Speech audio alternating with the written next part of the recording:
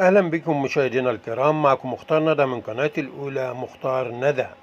هنشوف مع بعض النهاردة البطل حسن عماد مصطفى ابن ميت الشيوخ، وهو يتنافس على المركز الأول في بطولة منطقة دمياط لكمال الأجسام التي أقيمت بنادي دمياط الرياضي يوم 3/11 الحالي. ونشوف البطل حسن عماد مصطفى هو يتنافس على المركز الأول زي ما احنا شايفينه قدام حضرتك. بالتوفيق والنجاح الدائم للكابتن حسن، للبطل حسن عماد مصطفى ابن ميت الشيوخ.